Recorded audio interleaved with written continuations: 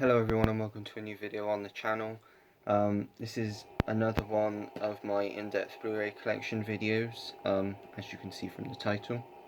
We're on the last stretch now, so I thought I'll try and do one every day. I can't promise I will, but I will definitely try and do one every day because there's not many left at all now. I'm trying to put some together when I feel it's necessary, like for instance this one is the Wizarding World films and my DC collection, because there's not lots of either of them, so I thought putting them together would make more sense. And then we got my Disneys, which are quite big, not big, not like some people's, but there are quite a bit of them, so I'll do them in one video. My 4Ks, and then Star Wars and Marvel I'll put together as well, because again I've not got loads of them. So, and then I'll obviously do all the ones that I think that I've missed and not explained fully. So first off, as I mentioned, the Wizarding World films. So we've got to have Harry Potter. This is the complete 8-film collection, so these are all of the Harry Potter films. Personally, I wasn't a massive fan of these. I am definitely gonna watch them again when I can, because I do remember when I first watched them liking them, but then I rewatched most of them and didn't have strong opinions on any of them. I personally preferred the last two, and I know some people find them the weaker ones, so I definitely think I've got to rewatch them again to solidify whether I'm a fan or not. But yeah, I remember liking the Philosopher's Stone and the Chamber of Secrets, and then they kind of went darker from there on. But yeah, this is a really nice set. It is a bit annoying, I'll show you. I've not shown this before. Well, I may have shown this, because they're in these little cardboard sleeves like that, which kind of annoys me, but it is what it is. It's nice and small, it's not massive. It could have been massive. Oh, my dot just acted up. Strange, never usually happens. But yeah, those are the Harry Potter films. Let me know if you're a fan of the Harry Potter films. As I say, it's been a while since I watched them, but the last time I did watch them, I didn't have very strong opinions on any of them except for the final two. So yeah, that's the 8 Harry Potter films. And then obviously following that up, we have Fantastic Beasts and Where to Find Them, which I really liked. Enjoyed this quite a bit. Obviously it's a prequel to the Harry Potter films with different characters. Really liked that it was set in New York in the 20s. Liked all of the characters and just liked where it went. So yeah, that was the first Fantastic Beasts. And then following that one up, we had Fantastic Beasts: The Crimes of Grindelwald, which I wasn't a big fan of. Wasn't terrible, but definitely wasn't as good as the first one. I think personally a lot of the characters were wasted. I don't think they were used particularly well, especially Jude Law playing Dumbledore. I didn't think he was used as well as he could have been. I just didn't think the characters were as interesting as they were in the first one. Didn't think the story was as interesting. As I say, it wasn't terrible. I'm sure I dislike one of the Harry Potter films more than this. Couldn't specifically tell you which one, but yeah, not great fan of this. This includes the theatrical and the extended cut. I didn't even know there was an extended cut. It appears that it looks like 6-7 minutes longer, so don't know what the difference will be. So yeah, that is Fantastic Beasts: The Crimes of Grindelwald. And then we move on to my DC films. As I say, I've not got many, only got a small pile here. I am building it slowly, but they're not my priority at the moment. So I've got 3 DCEU films, and the first one I've got is the first film, and that is Man of Steel. I've seen this, I watched this when it first came out, but couldn't remember anything about it. So then I watched it about 2 or 3 years later, and didn't think it was a great film. It is more of an origin story, so there isn't too much going on in it. It is more of seeing how he became Superman. Um, so I will watch it again to see if I do like it or not. To me, Zack Snyder's a very mixed director. Some of his things I really like, and some of them I don't. I didn't like Batman v Superman.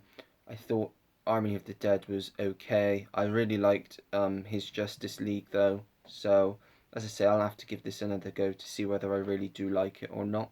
That is Man of Steel. And then we skip a few films because, as I say, I've not got around to getting them all yet. And we have Aquaman, which was a fun time. Was not by no means a great film. Um, not nearly as rewatchable as some of the other DCEU films, but still a fun time. Um, Again, it was nice to have like a single character instead of the Justice League or anything. It was nice to see that. So yeah, and it also had a pretty good cast as well. Supporting cast, you've got Nicole Kidman. So yeah, that is Aquaman. And then the final DCEU film I have is not the latest one, so well, we got two more since this one technically. But I actually like this one. Again, to me personally, I think the DCEU is very weak. I don't think there are any. I don't even think there's any 4-star films of them. To be honest, maybe Zack Snyder's Justice League would be maybe 4.5. But they're not particularly well made films. This was one of the better ones, but it's still not a great film. Not really that rewatchable, to be honest. But that is Birds of Prey. I'm not going to say the full title because it's just too long and we would be here all day. But yeah, I thought it was okay. I think Ewan McGregor's character was very wasted. Didn't think he was a particularly necessary villain, to be honest. Don't like how it's called Birds of Prey, and you don't really get to see the Birds of Prey. I mean, they do come together at the end, but not as the Birds of Prey, if you know what I mean.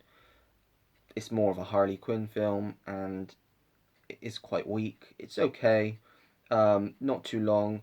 I probably would watch it again, but it isn't one of the best. That is Birds of Prey.